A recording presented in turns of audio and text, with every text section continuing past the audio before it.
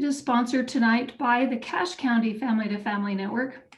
There are 12 family to family networks across the state, from Cache County down to Washington, from Vernal and Roosevelt, so that's the Uinta and the Basin, we call it, over to Tooele. So family to family networks are parents helping parents who have kids with disabilities, especially those who are on the waiting list or receiving services from Division of Services for People with Disabilities. Again, there are 12 networks across the state. So if you are a family member of somebody with a disability or know somebody who might fit into that criteria, please let them know that we're here. We're just sharing information. And again, tonight we are thrilled to have Robert here talking about communication. He's going to tell us more about that. And I'm going to let him do his own introductions, because I would have way too much fun with that introduction, and he might then be like, oh my gosh, here we go. So with that, Robert, take it away. You can share your screen and I will continue letting people in. Thanks so much. All right. Let me see. Get presenter. Okay. Can everyone see the screen okay? Looks good. Yep. Okay, Julia. Okay, perfect. Yep. Let's get started. So my name is Robert Woodbury, and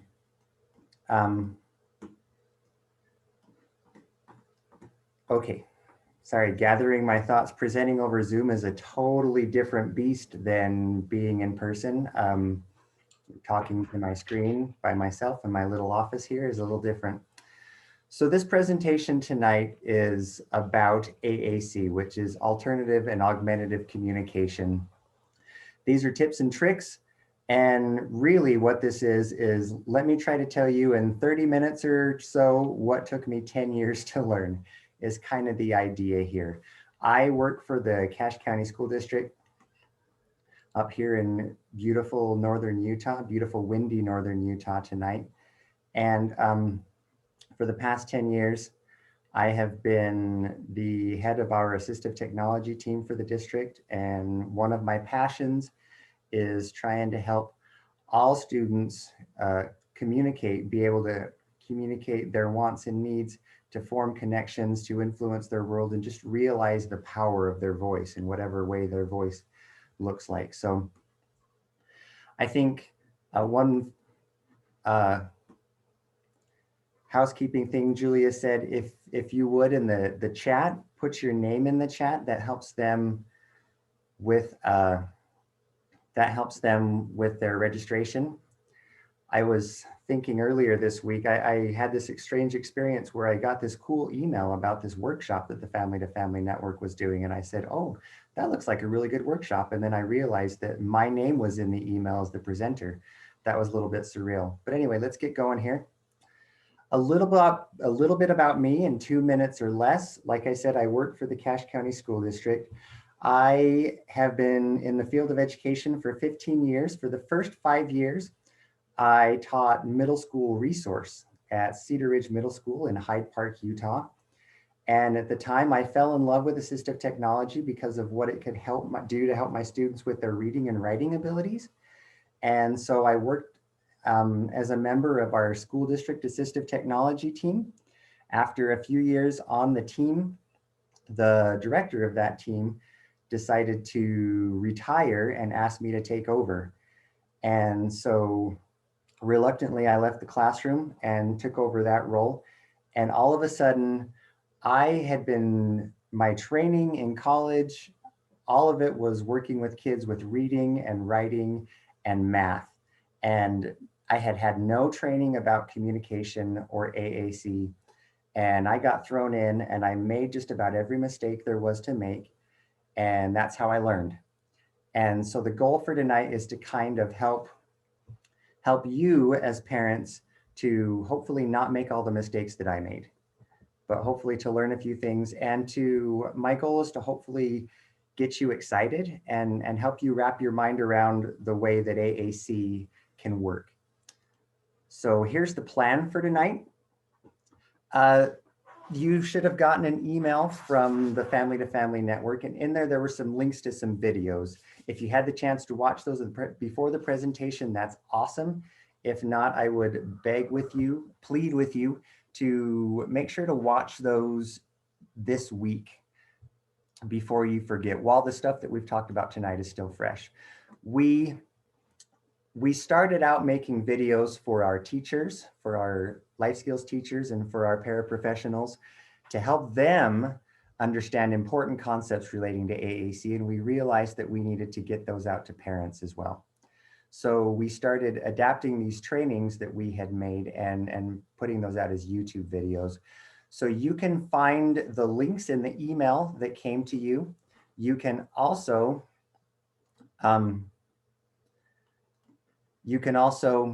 find the channel on YouTube. Our channel is CCSD Assistive Technology. One thing I will say, there are several videos on YouTube with the title CCSD Assistive Technology. We're not the only school district with a CC in front of it. I think there's like another Cache County and a Clark County and something else.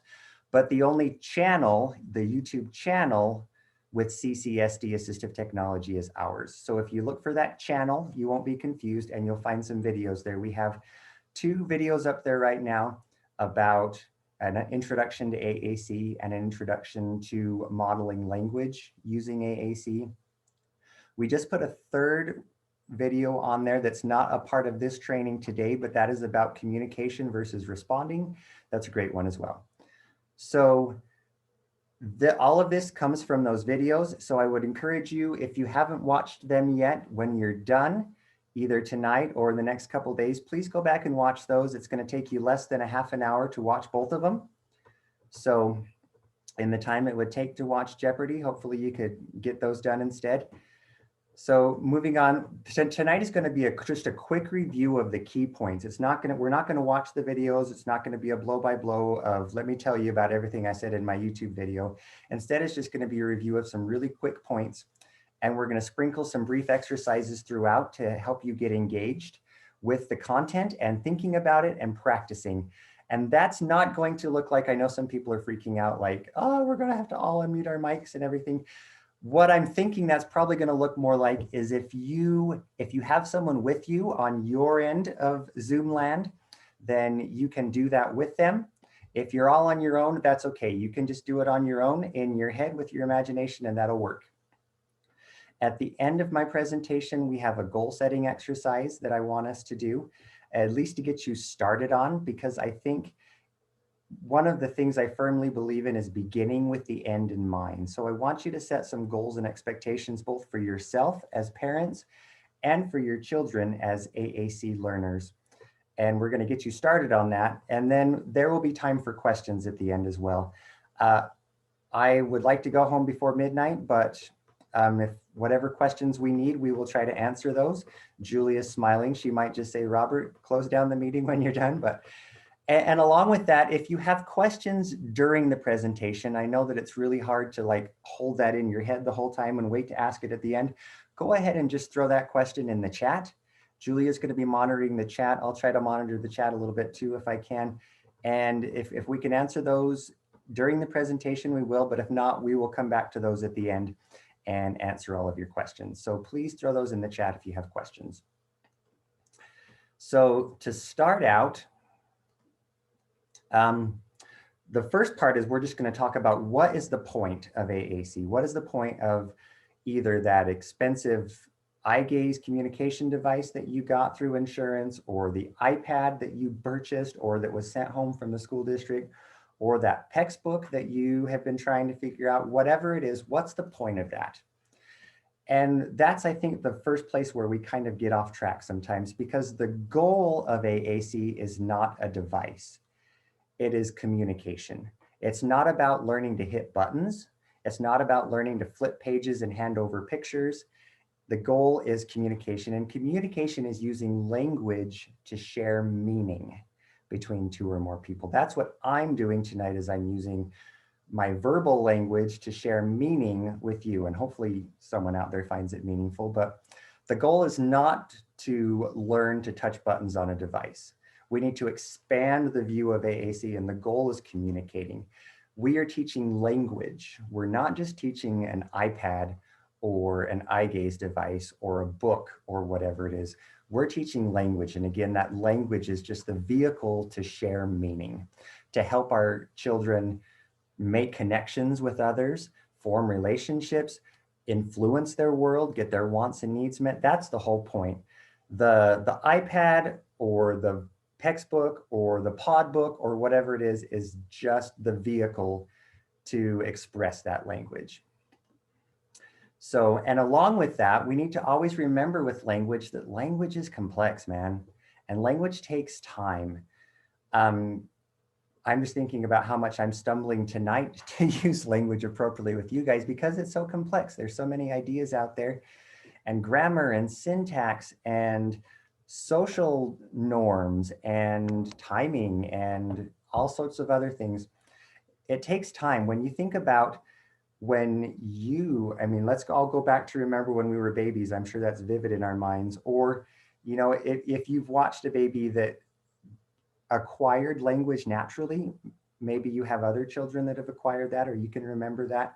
You know, what babies, they spend the first year of their lives not really being chatterboxes. They haven't figured out the language thing yet. It takes time. By the time they're 2 years old, they're maybe using 1 or 2 word phrases to get their meaning across. It takes years and years and years for language to develop, and we need to be patient. And the same thing applies with AAC. When we're looking at language, it's not just an iPad, it's language that is complex and that takes years. So I just want to set that framework that this is not something that is picked up in a month or 6 months or in a 1-year IEP period. Language takes time. One other thing I want to express at the beginning, just to kind of help you wrap your head around things, is motivation is huge. Motivation is huge for everything we do. We don't choose to do something unless we're motivated to do it. Sometimes that motivation comes from others motivating us, or it could come from internal. But at a training I attended years ago, and everyone has a different motivation profile. There are things that may motivate you that don't motivate me at all. I'm a teacher, and quite honestly, money doesn't motivate me a whole lot. Sometimes my wife wishes that it did more, but tonight I want to talk about 2 basic types of motivation. The first is what we call tangible motivation, and that is primarily getting stuff. That's getting food, that's getting toys, that's getting some kind of sensory stimulation, or it could be getting stuff away from me, things that are annoying or painful or aversive. But that can be very motivating for most of us. And that's usually where we start, especially thinking about young children. We are motivated at the beginning just to get food, just to get warm, things like that. And so for your children, they probably have their own profile of tangible motivation. But along with that, there is social motivation. And social motivation is being motivated by attention, by interaction, by conversation, by jokes and witty banter and all of that kind of thing. That's all social motivation. And the main reason why I even put this slide in here at all, because it's not in the videos, is I realized as I've been working with teachers and students that there are some students out there, and your child might be like this, that is very strongly motivated by tangible things, but couldn't care less about social things. Especially autistic children. Social motivation looks different for them. There may be not much there at all, or it may just look different from the way you are socially motivated if you are neurotypical. So I just want you to keep that in mind with your child, that backing up a little bit, this whole language thing, remember we're teaching language, not a device. Language takes time, and we're all motivated differently by how we express language and how we use language. So here's the first interactive little thing that I want you to do. Some of you guys maybe have already done this and spent a lot of time thinking about this. For other parents out there, this may be your very first time even thinking about this, but I want to think about the future for a minute, that big, scary, heavy word, the future. I want you to picture your child and think about 5 to 10 years from now. What are your hopes for your child's communication? in 5 to 10 years? You know, I don't know the range of situations tonight. We don't have the luxury of all being in the same room and doing that, but there may be parents out there whose children are preschool age, just really little. There may be parents out there whose children are adults. And so when you think about 5 years from now, 10 years from now, what does that look like for your child, and what do you hope they are able to communicate? I want you to spend a minute on that, thinking about trying to picture, what do you hope that looks like 5 years from now? So this is your chance to just think about that. Use your imagination. If you're with someone, talk to them, but just take a minute and think about that.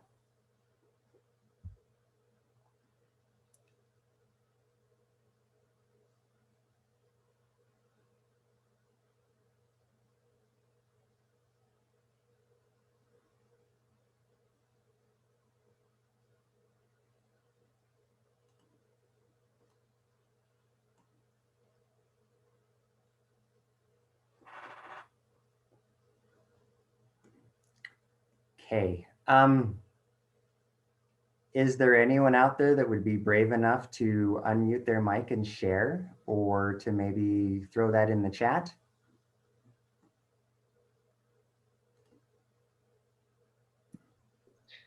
Hey, Robert. My name is Bryce Edwards. I don't have a kid with special needs. Actually, I work with Canyon School District, and I'm actually really new at a school where AAC is the only form of communication used at the school. And working with kids that I've seen, like I've seen 12-year-olds who don't really have a set form of communication. And so just picturing them 5 years from now when they're about 17 or 18 years old, it would be really cool to see them using a device functionally and be able to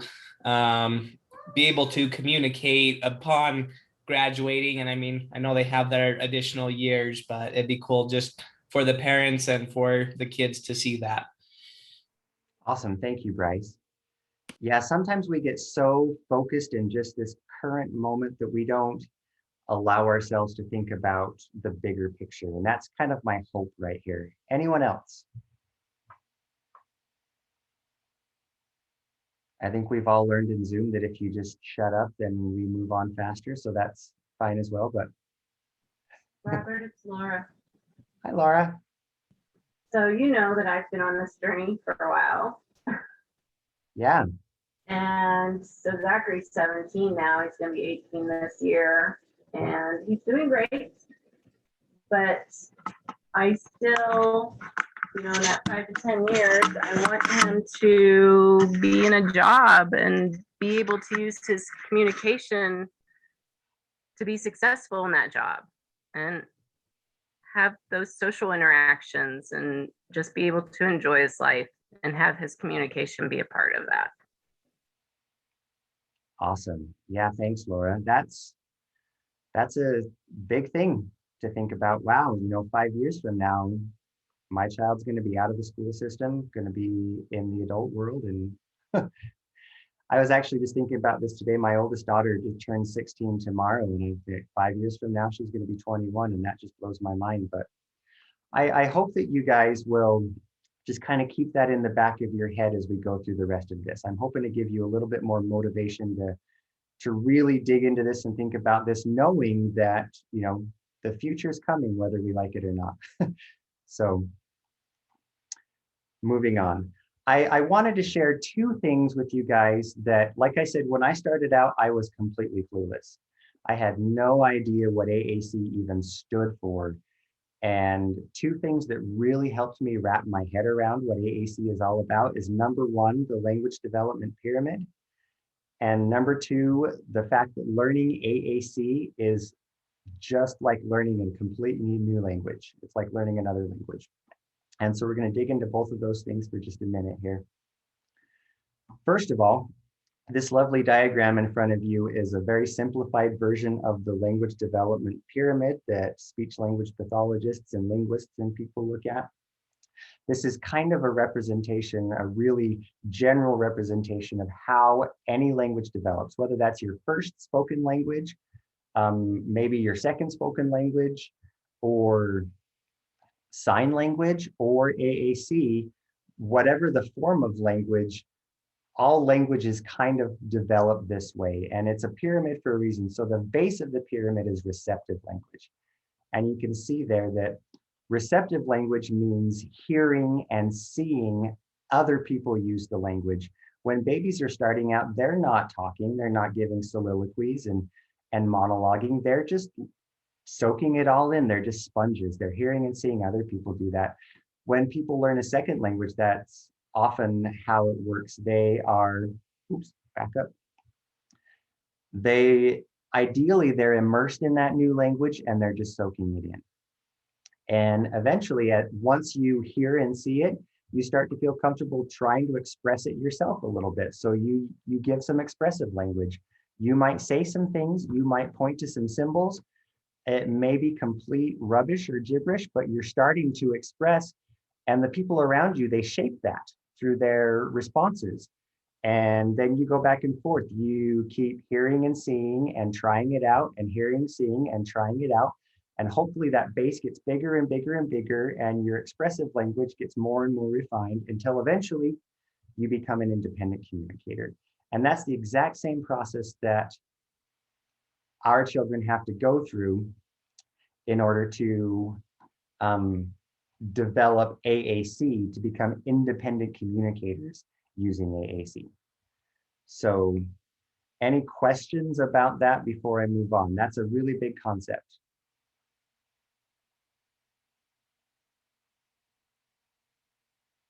Awesome. Okay. So the mistake that we often make with AAC is that when we hand someone a device, we expect them to jump right into the middle of the pyramid and start using it to express themselves right away. And just try to build a pyramid with no base and a huge fat middle, and you'll realize it just doesn't work. They need that chance to hear and see the language being used first for communication to really develop. Otherwise, it would be like this ridiculous diagram of this pyramid that's about to topple over because we expect people to just use it right away and not to hear and see us use it instead. So that's the very first thing, is this language pyramid is so huge. Especially this idea that the broad base is receptive language. It's not you talking or hitting buttons. It's watching your communication partners hit buttons and saying, oh, that's how that works. And don't expect people to jump in the middle. It just doesn't work. They get frustrated. And that's why a lot of kids don't want to use their devices, because we've expected them to jump in the middle and we haven't built the base for them. So we're setting them up to fail. So concept number 2 is the fact that learning an AAC system, whether that's an iPad or a pod book or whatever it is, it's like learning a whole other language. It's like learning English or French or Spanish or Chinese or sign language or whatever it is.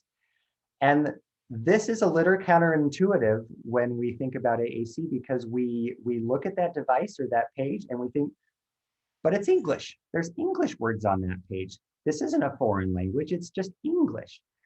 But here's some things you need to realize. First of all, most of our students, unless they are good readers, they're not able to read those words on that screen or that page. So I want to show you something here, jumping ahead. This is just a screenshot of the front page of a communication app.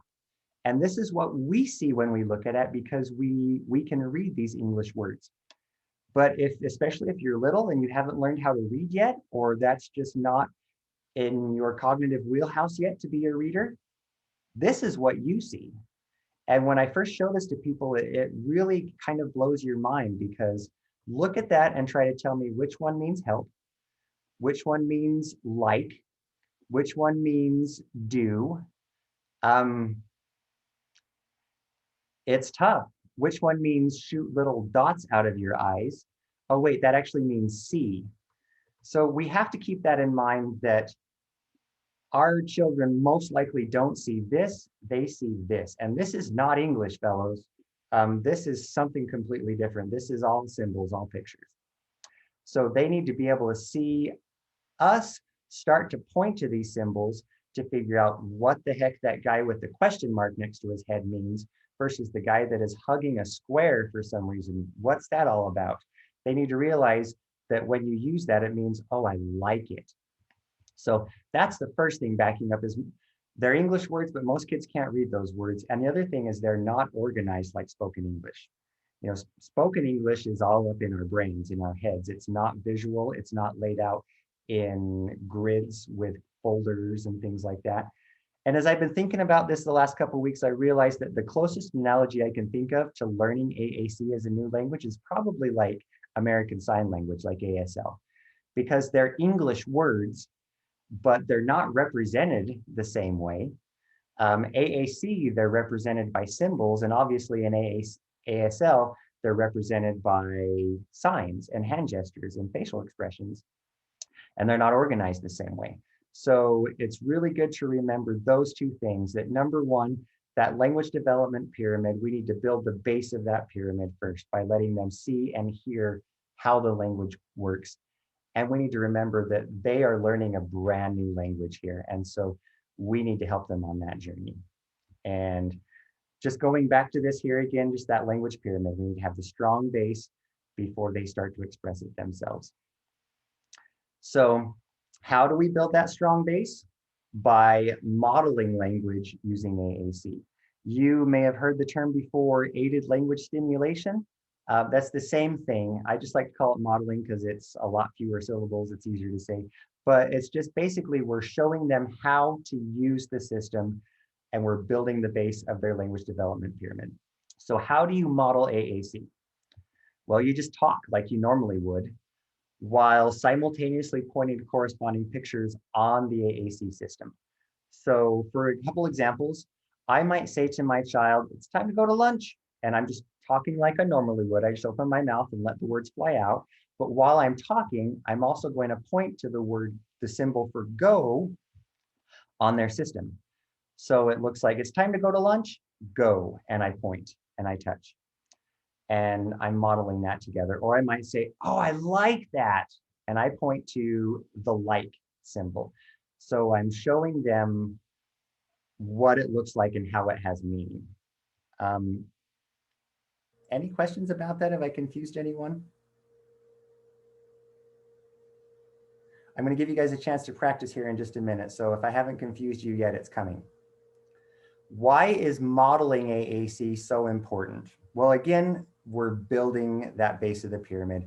We are letting them hear and see how those symbols have meaning and how that is actually language that is used to share meaning between people.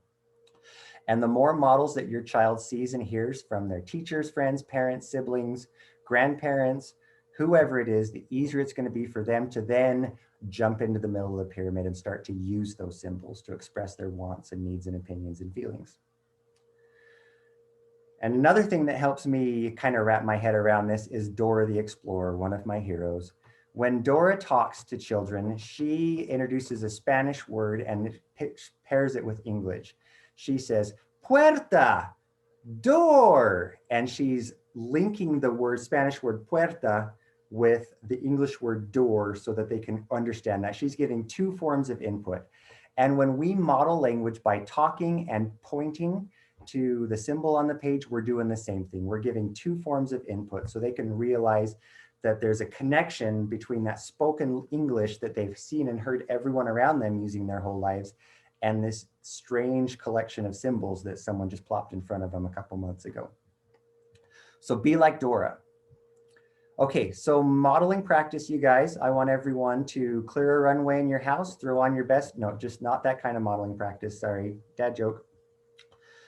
I'm gonna give you guys 1 minute to practice modeling.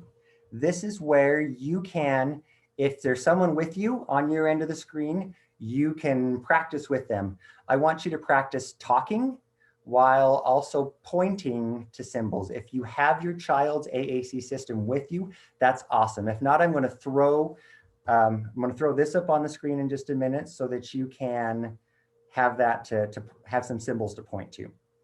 So choose a scenario or two. This is going to be just imagination. Unless your child is there and you want to practice with them, that's awesome. But you're totally fine to just role play right now.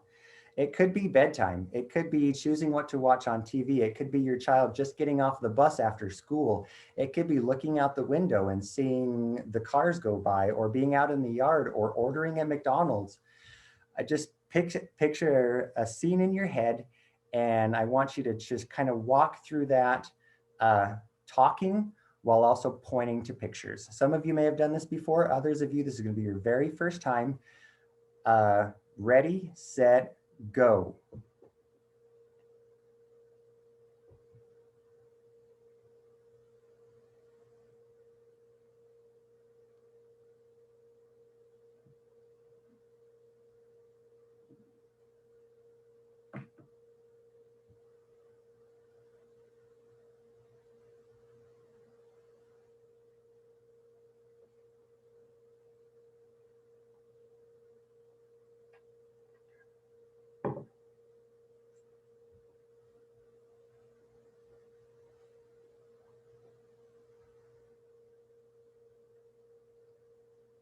Okay, about 20 seconds. See if you can fit in one more phrase.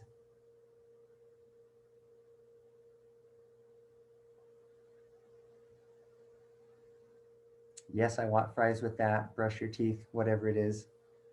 This is the part where Zoom is so weird because I can't see if anyone's doing anything at all. Hopefully you guys are doing this. Okay. So let's come back to this.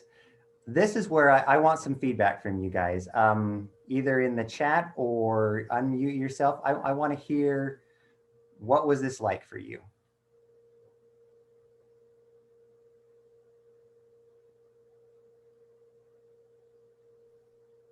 Hi, this is Kimberly. Hi, Kimberly. So when I was just playing around with it, and when I practice with kids at school, I'm a speech therapist. It gets confusing when you have to navigate multiple pages. I feel like I'm talking and pushing way too many buttons. Like, you know, when you're like, let's go to the food page or whatnot. And I don't feel that I'm being very clear. What's the best way to break that down? Or do I just try to do it faster? That's a great question. A great comment. I'm going to talk in a minute about trying not to touch too many buttons, so that might help. Okay. One initial thing we want to do is, you know, we speak in 5, 6, 7, 10 word sentences usually, and we don't even think twice about it. It just comes out. But then we also try to match that on the AAC device, and trying to even link 3 symbols together is really frustrating and takes so long. So that's one thing, is stick to 1 or 2 symbols at a time. I tell a lot of people too, you know, you have the ability, especially with high-tech devices, to dig deep into some folders sometimes looking for really specific vocabulary. And that can be fine, but sometimes I try to tell people just to even stick on a lot of devices and systems, including the pod system. The first page or 2 is what we call core words. And those are like, I think of them like the switchblade knife, or not the switchblade knives, that's a little scary, the Swiss Army knife of the vocabulary world, because they can be used in lots of different ways. So go, for example, could be go brush your teeth, or let's go get in the car, or look at that bird go, or whatever it is. So sometimes it might be helpful to not dig too deep into the folders, especially when you're starting out, but try to stay more on the front pages and just get creative with using those core words. I don't know if that answers the question or not. Yeah, that's really helpful. Thank you. Yeah, anyone else? The good, bad, or the ugly? So I have a question. Yeah. So the hard part for me is making sure that it's in the same vicinity. Sorry, we have crews going on. So is making sure it's in the same vicinity as wherever we're at. So how do you like make sure it's mobile to where you need it to be? What AAC system do you guys have? It's an iPad. Okay. You know, that's one of the things that is different for everyone, is just figuring out how to keep that with you. And for some children, we start out just by expecting them to just carry it. That's their first expectation, is just keep it with them. I know some parents actually at home that, especially if you have the opportunity to like keep backup copies, some parents honestly have a couple iPads stashed throughout the house if you can afford that. Some parents get like used iPads off of KSL for that kind of thing. It can be really helpful sometimes too. Like I showed you here, on a lot of these devices, you can take a screenshot and print that out. And you might have you might have the iPad in one room charging, but you might have just a page that you've laminated in every single room. So you've always got something. And we even do that in the classroom sometimes, where the device is on the other side of the room. We don't have time to get it. So we just pull this out of the desk and use that instead. But that's another thing you find as well, is the more that you have to model for your child, the more you realize, oh crap, I don't have it with me right now, I better go get it. And you're kind of training yourself to always have it on hand, to always have your voice with you. So does that help? So do you suggest like taking it to therapies with us as well? So like occupational therapy, physical therapy, speech, of course, speech, but. You know, I recommend, I have my voice with me wherever I go. And so I want my children to have the same. So yeah, I recommend anywhere you can, yeah, bring that sucker along, because those are great chances to model and to use that everywhere. Again, talking about low-tech things, sometimes, you know, if we're going to the beach or the pool, we may not want to bring an iPad and worry about that sucker getting baptized and not work anymore.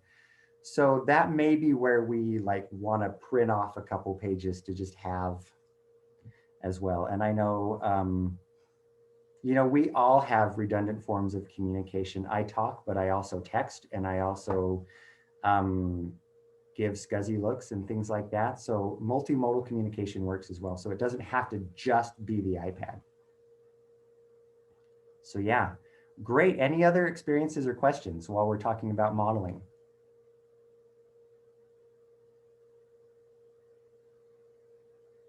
Okay, so along with that, I'm going to give you guys a chance a little bit longer to model in just a minute, but I kind of threw you into that.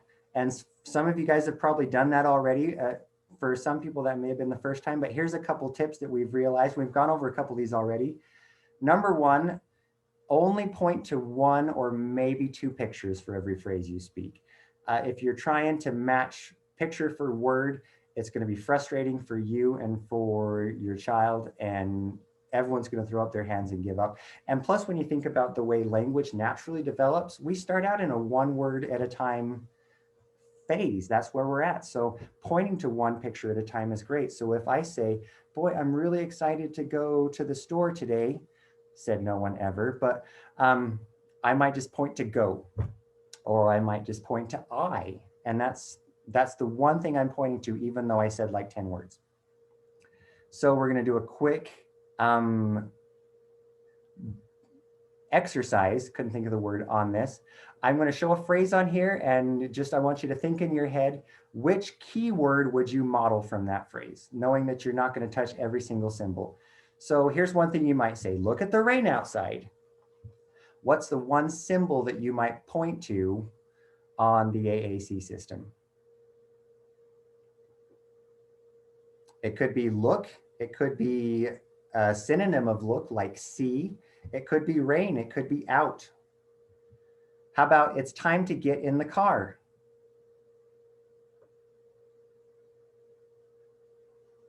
What's one or two things you might say? So it could be car. It could be get. It could be go instead of get. It could be time. How about this food is so good?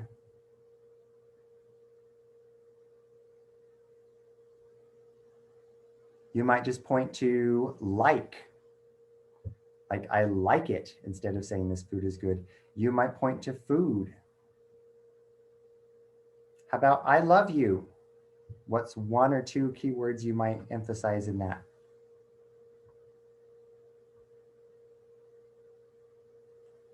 You might be able to match all three words for that, but you could just start out even by just saying I and say I love you and point to I. How about this one? That's just for fun. Again, you might just point to I. Any Marvel fans out there? And anybody know the movie quote? Throw it in the chat if you know it. Did anyone get it, Julia? Not yet. I'm watching. Wake up, guys. Come on. Come on, somebody. What's the movie? What's the movie? I'm watching for one particular person. Nope, not yet. Give us another line, they're asking. Guardians of the Galaxy. That's Guardians of the Galaxy. That's I Am Groot. And roads, where we're going, we don't need roads. Anyone? Oh, that's Back to the Future. Back to the Future. Yeah. Nice. Okay, anyway, sorry, trying to make it a little fun. So only point to one or two pictures. Don't stress out about pointing to too many pictures or going too deep into folders to start. Another really, really important tip is do not require a student to respond to your models. A lot of times we think, I just showed you how to do this. Awesome. Now I want you to do it right back to me right away. Come on, touch the device, say yes, say no, say I love you, whatever it is. And what happens a lot of times is that turns into a nice little anxiety attack for our children, because we're expecting them to, we're not giving them a chance to just soak it in. But again, going back to that pyramid, we're expecting them to jump in the middle and repeat back exactly what we said. And some students do that naturally, but it's fine if they don't. I heard this awesome phrase a while back: inspire, don't require. Too often our children don't like to use AAC systems because their teachers and their parents make them prove themselves with it, rather than just letting them kick back and watch you use it. And because you're having fun and you're engaging and you're talking and you're pointing and you're doing cool things, you're inspiring them to say, oh, I want to touch that thing too. But you're not requiring them to do it. You're just inspiring them. So again, inspire, don't require. Don't expect them to automatically give you a model back. Avoid asking too many questions when you're modeling. It's really easy to get into the habit of being like, so what'd you do at school today? Was it fun? Who did you play with? Do you like that? And that can be great, but asking too many questions can kind of turn the situation into that scene in the police movie where they're in the interrogation room. They got the bright light shining on the person and they're just shouting questions at them. Do you think that's going to motivate you and free up your mind to want to communicate back? Or is that just going to shut you down right away by asking too many questions? We want to make sure that we're having a conversation and not an interrogation. So a good rule of thumb when you're asking questions is go ahead and ask questions, because that's an important part of communicating. But a good rule of thumb is try to stick to one question for every 4 statements or comments you make. So for example, you might say, what's your favorite color? That's one question. I love red. A fire truck is red. Your shirt is red. Red is the best. You like red? And then I can ask another question. Does that make sense? So like a 1-to-4 ratio is a good ratio of questions. And you don't have to like be counting that in your head, but just remember, too many questions puts people on the spot and makes them uncomfortable and shuts people down. Another tip, someone's mic is unmuted. Good morning. Don't lay down and go play. You've got cute kiddos in the background, sorry. Make it fun. One super pro tip that I would give about modeling is have fun things to model about. I watched an awesome presentation by a super awesome parent who talked about how she models language for her child. And she was like, I let the school do all the heavy stuff, and at home we just play. We pull out the Barbies, we pull out the blocks, we pull out the books, and we only use the device to talk about fun things. And we just play all the time. So make it fun. Have fun things to talk about. If you're always talking about the weather, it may be a little boring for you and your child. And one good rule of thumb is every time you pull out that device and you're doing something, I think a good rule of thumb is give them five models for every activity. There's no magic about 5 other than it's just easy to keep in your head. Just try to, obviously 25 models is better than 5, but try to model communication at least 5 times every time you pull that sucker out. So, okay, moving on. Remember, inspire, don't require, don't ask too many questions. Okay, we're gonna let you guys practice again. Exact same thing, a little bit longer. You could do the same scenario, or you could choose a different one. I'm gonna give 2 to 3 minutes based on how uncomfortable I feel just staring at a screen, not hearing anyone, but choose a situation. And with those tips in mind about making it fun, only pointing to 1 or 2 pictures, not requiring, not asking too many questions, I want you to practice again. So ready, go.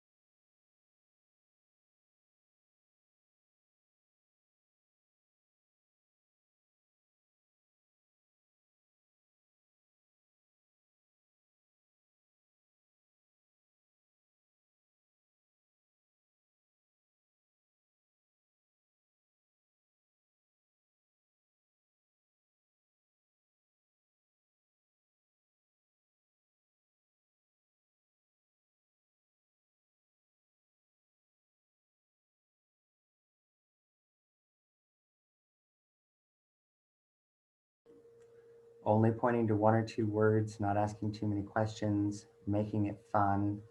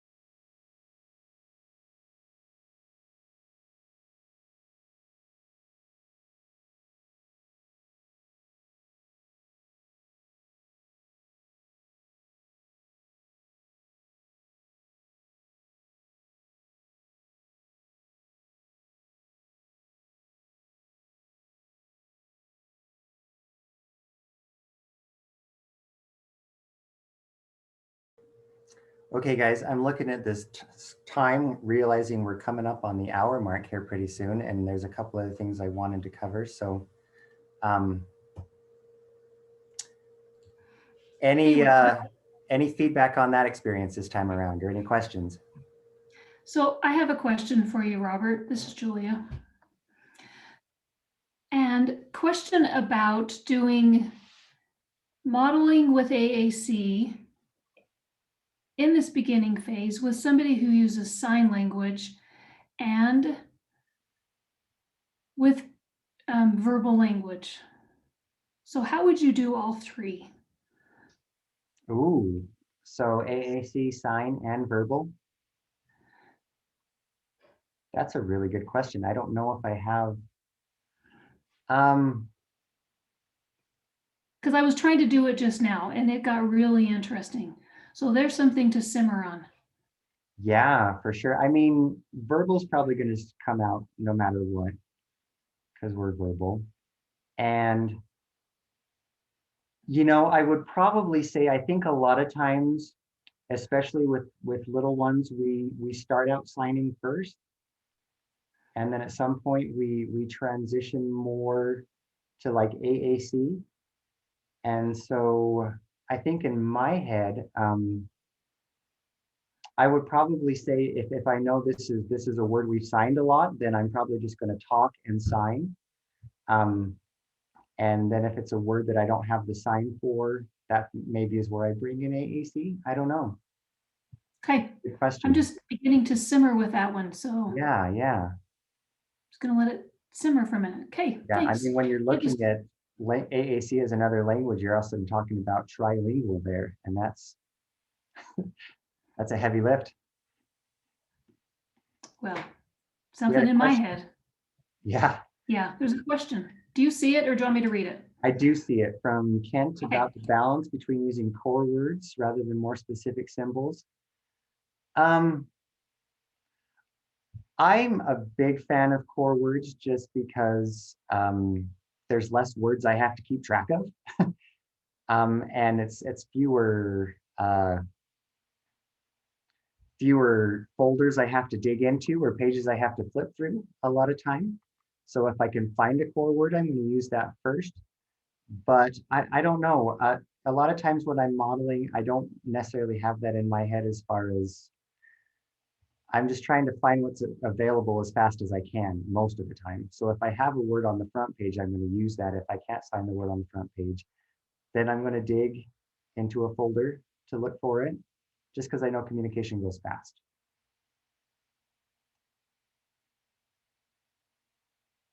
Diet Coke, best specific symbol ever. Amen.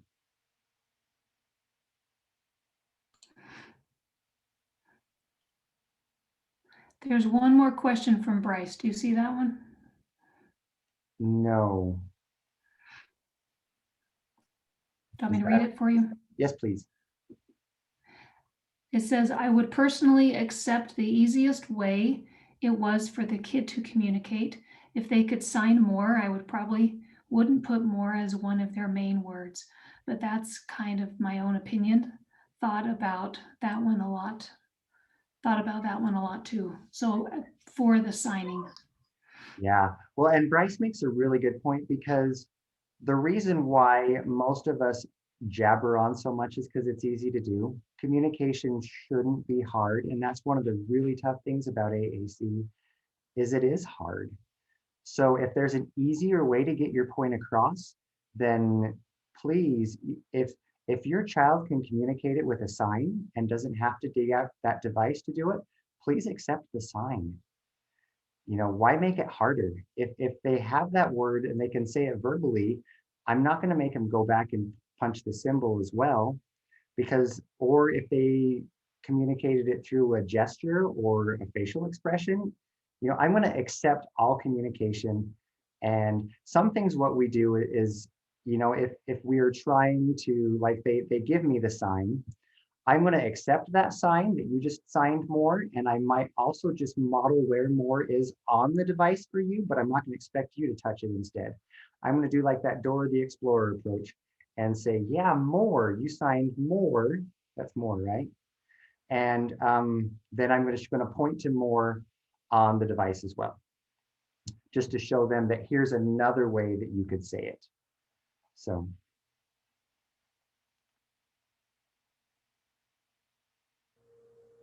And yeah, the best practice is use the words that are programmed, because most of these devices have been researched. So yeah, sometimes we have to adjust things based on individual kids, but a lot of times if you can use it the way it is, then it's a whole lot easier. So, okay, moving on. Just wanted to reiterate, the whole reason why we're modeling again is to build up that base of the pyramid. I know I'm kind of beating a dead horse here, but it's so important that communication is never going to develop if they don't have a chance to see and hear us do it. And the reason why I say that is because this graph right here, a lot of times when we hand a child a communication system, we flip this graph. This graph shows communication partners, whether that be teachers, parents, staff, siblings, whatever, 80%, students 20%, right? What that means is a lot of times we hand a device to a student and we say, okay, you're in charge, go communicate. And that's not the way it works. For them to be successful, 80% of that success is based on the people around them building that bottom layer of the pyramid. And when they're first starting out, that actually might be 100%. Maybe the student's not touching the device at all. Maybe they're even barely looking at it sometimes. Hopefully we're getting their attention, but that graph at the start may more look like 100% us and 0% students, or 95% communication partners and 5% AAC learners. And hopefully over time, as that pyramid develops, this graph starts to widen out so the student portion of the pie chart gets bigger and bigger. And that's what this slide is here. There's a lot of words on here. I'm not going to read all this right here, but this is in your handouts. This is something I picked up at a conference last month. And the thing I love about this is this shows a progression of skills. But a lot of times when we think about a progression of skills, we're only thinking about our kids. And the thing I love about this is there's a progression of skills for the AAC learner on here. But before that, there's a progression of skills for us as the communication partners. And if you look at this, you'll start to realize at the very beginning, it's on us to become familiar with the device, to know where the words are, to know how to use it, to start modeling with it. And these AAC learners, their only job is to watch. Our job is to show them how to use it. So we got to figure it out. And if we don't figure it out, then it makes it a lot harder for them to figure it out. So we are the teachers and we are teaching them that language. So all the way to at the very end, you know, if we do our job and make it fun, then hopefully at the end, they become independent communicators. So any questions or comments about this idea here?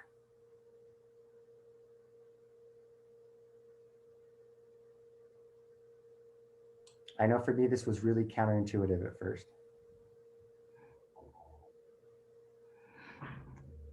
There's a comment here from Laura and from Kimberly. Do you see those? Let's see. Excellent comment from Laura. Yeah, sometimes some of our kiddos, their peripheral vision is where it's at. So they may not look like they're looking right at the screen, but they're looking out of the side. And that's one of the reasons too why you know, you have to know your child and you have to know, hopefully they're taking it in. And that's why the more we model, you know, if I model 20 times and they catch 75% of that, that's still 15 times. If I model 20 times and they catch half of it, that's 10 times they saw it. If I only model once and they're catching half of it, then 50-50, they may have missed it. So the more models you can give, the more likelihood that they're going to catch that, and it's going to start to build the base of their language development pyramid. So I'm going to fly through this next thing really quickly. Sometimes this is a question I get, you know, I'm saying something and I know the button I want to push on the device, and I look at the device and that dang button is nowhere to be found. And sometimes it's not in there at all. You know, there are millions of words in the English language, and there's not millions of words in even these really sophisticated apps. So what do you do when you can't find the picture you want? You could look for an alternative picture that means the same thing, like we talked about saying, I really love that. You might say like instead of love. Or you might say go get in the car. You might just say go instead of get. Some devices have a search feature. So if you're looking for a specific word like that Diet Coke, you could hit the search feature and search for Diet Coke and it'll show you where to find it in the system. Sometimes you can spell the word. Sometimes you can rephrase what you say verbally so it matches a picture that's actually on the screen. And you know, sometimes you're going to get so gung-ho about modeling, you're going to want to touch a picture for every single thing you say, and sometimes just skip it and move on. Because that's part of communication about language, is it happens in real time. And if you take too long, then we lose attention. So sometimes just skip it. So couldn't find the word I wanted on the AAC. This is a really good point too, is one of the awesome things about modeling is this levels the playing field with our kiddos. All of a sudden, we're not the parent and they're not the lowly student who's learning. We're in this together, and they can see that we have no clue what we're doing either. And that makes them feel a whole lot better about themselves when they have no clue what they're doing. And that takes a lot of stigma off of it. And that creates what we call a shared language. This is an experience that we share together. I like to think about shared reading. You know, when you take your little ones close and you hold them on your lap and you've got a picture book and you're sharing that book together, that experience. I hope that communication with AAC is that same kind of thing. You know, we're gathering them close and we're figuring this out together. Rather than putting our student on the spot, shining that bright spotlight on them and saying, okay, you've got words, now communicate. So I hope that makes sense. By the way, here's a fun little aside about this. You probably see the meme picture there with the fist pump kid. I don't know if you know this, but that picture was originally of a child eating sand. So he's on the beach, he's got a fistful of sand and he's chomping down on it, and it just happens to look like a fist pump. So now you'll never see that meme the same way again. You're welcome. Okay, last thing before questions. In your handouts, you have a goal setting worksheet. And if you didn't print that out, I'm gonna have you do that later. But this I think is super important. You know, if you just listen to this today and you don't interact with it in some way afterwards, it's probably not going to stick with you. And I hate to say we've all wasted our time, but we probably have. So this is where on this sheet, the great thing about this is you've got room to set some goals and expectations for your child. A long-term goal that, again, that 5 to 10 years in the future, what do you want communication to look like? And then a more midterm goal, you know, 6 months from now is about Halloween, UEA break, to a year. What do you want your child to be able to communicate 6 months from now to a year? And then immediately, and I love this one especially, what would have been so helpful if your child could have said this yesterday when everything hit the fan and you didn't know what they were saying and you had the meltdown? Either you had the meltdown or they had the meltdown, or both. What would be so helpful if they could say this right away? Because that's where you can focus your energy. I was talking to a parent last week, giving her some training, and I asked this question, and for her student who's autistic, she said, oh, I would love for him to be able to say the TV is too loud, because he just kind of cries and runs out of the room. And we said, awesome, you know, we're going to skip all of these core words at the front, and we're going to program that on this page, and we're going to start there, because that is an immediate win for you, an immediate win for your child. And then you can build off of that positive momentum and start going.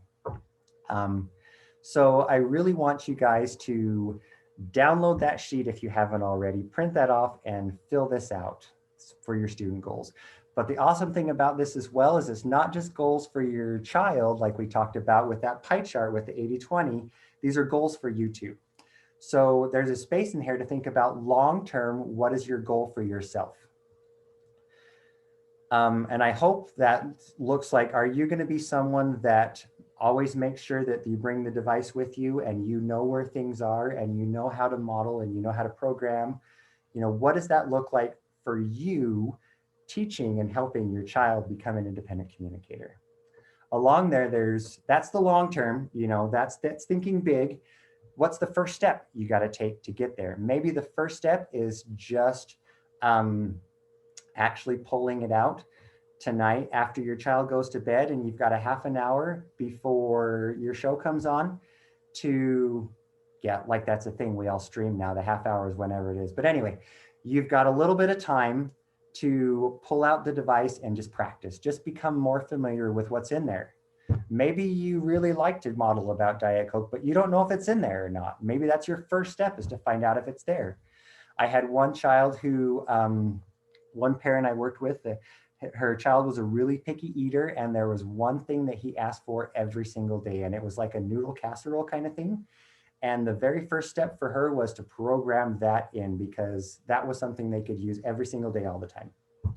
And then also there's room in there for next steps. So I plead with you, before you forget and life takes over and this training becomes a distant memory in the rearview mirror, to please pull out this sheet and put some thought into this with your, with your spouse, with your kids, with your soon to be adult child or whoever it is. Work through this and really kind of try to set some goals and expectations. And I promise you that if you do, this is going to give you some momentum to keep going. So that's all I had. The rest of the time, like I said, we've been at it for more than an hour. If you need to jump off and take care of bedtime, I totally understand. But if you've got questions, now's the chance. Throw them in the chat or just unmute yourself and we'll answer questions.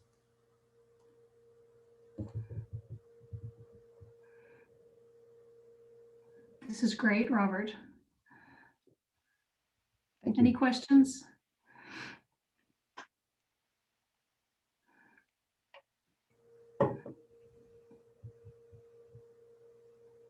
I have a few, but I can talk to Robert often.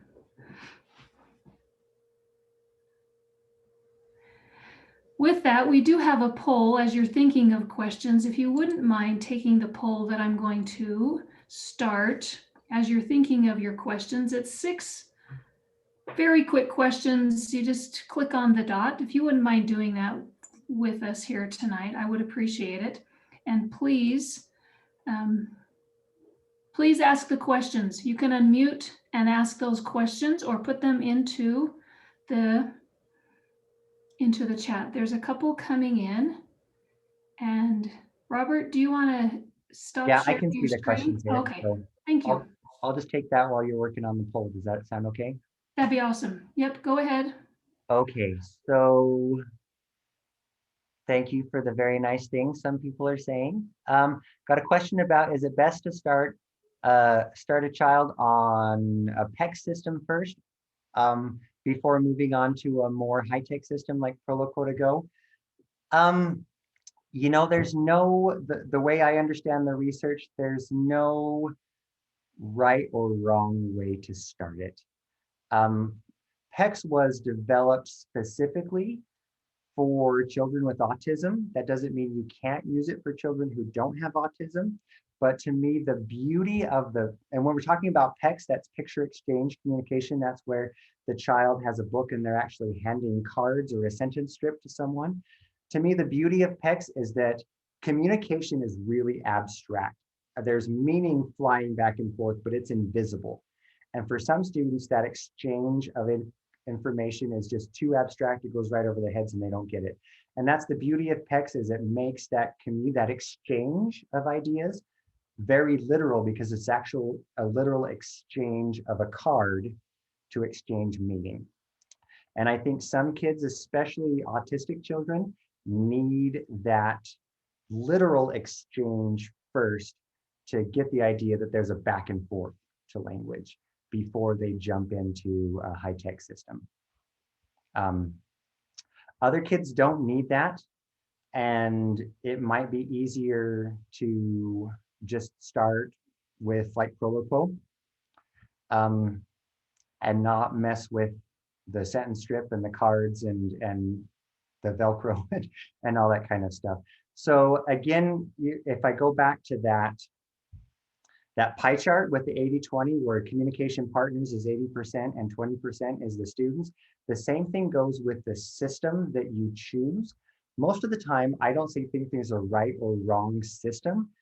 There's the system that makes the most sense to parents and teachers is probably going to be the best system for the child, because if the parents and teachers get it and they like it and they can use it, then they're going to build the base of the language pyramid and the kid's going to follow along.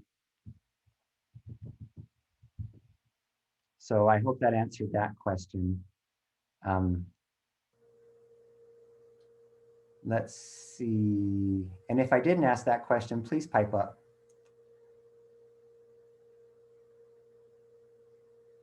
Julia made a great point about if you have access, if you're in a public education setting, most school districts throughout the state now have an assistive technology team that have people just like me, only prettier most of the time, that can help you out with those kind of questions. And they also help out with assessments for all that kind of stuff. Is it best to start with a communication matrix or evaluation to determine what system may work for the child? I think the more information you consider going in, the better. And some people may not know what the communication matrix is. I think it is the website just communicationmatrix.org. I don't remember, but it's a website with designed for AAC evaluations where you can go in, you can create a free profile, and it walks you through questions about your child and kind of helps you dial in, where are they starting out? Like we said, communication is complex, and we've got everything in communication from asking for things to rejecting things to sharing information to telling a joke. And so it kind of lets you know where your child is at to start out, and that gives you just kind of information to start with. The one danger, I think, is I don't want people to wait too long. I think some people wait. I need to have all the information first before I just start modeling and figure this out. And I don't want waiting for the perfect evaluation to delay you from actually just starting modeling communication, if that makes sense.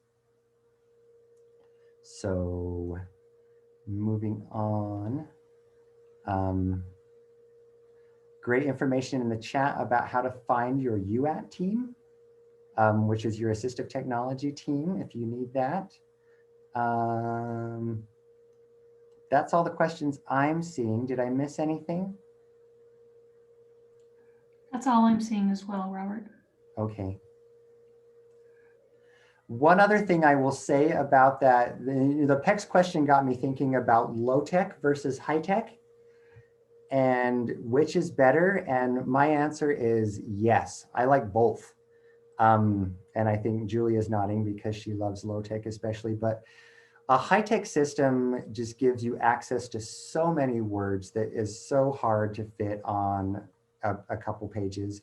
But the really nice thing about having access to a couple pages as well, like we talked about earlier, is when you're going to the beach and you don't want to drop the iPad in the water, it's really nice to have just a couple pages that can get crumpled up and wet, and I can print them again if I need to. So it's really nice. Sometimes it's really nice to even just like stick a one page like on the fridge with choices for food, because it's just right there. And if I didn't bring my iPad with me because I was hungry, but I'm in front of the fridge, I've got it taped to the front of the fridge. So low tech always has a place, even when you have the most advanced high tech system in the world, in my opinion. So I'm not seeing any other questions. I think we're good. This was really great. Thank you so much. Laura, do you want to say anything else? Laura is our Cache County network leader. Wondering if she wants to add anything. No, I don't think there's anything I want to add. I want to thank both Robert and Julia for putting this together. I thought it was pretty cool that I did not recognize any of the names, which means there's a lot of new people that came tonight, and I hope this was beneficial to you.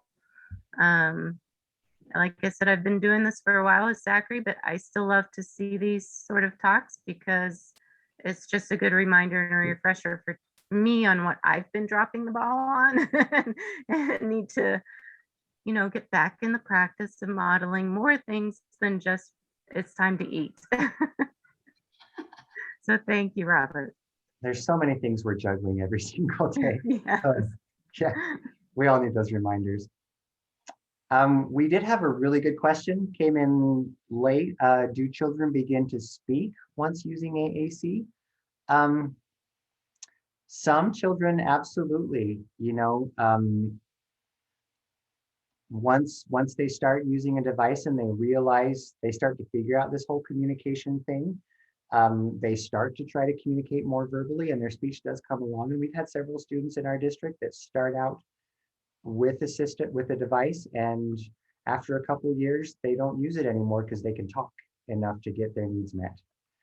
Sometimes I think we give up on the device too quickly in those situations, but there's some students based on the diagnosis and the individual student, speech may just never be in their wheelhouse. That just cognitively or physiologically, that may never be something that develops for them.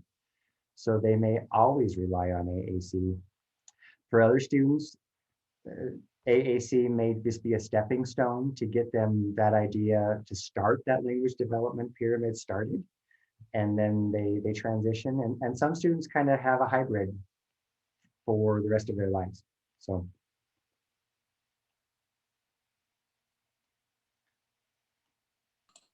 Wonderful. Okay. If there's no additional questions, please watch for next meeting topics to come on the Family to Family Network Facebook pages. There's one for Cache County. There's a general Family to Family Facebook page as well. Or if you've got this email, watch for more information to come. And thank you so much for being here tonight. Oh, and watch those YouTube videos. Watch YouTube videos. CCSD Assistive Technology channel.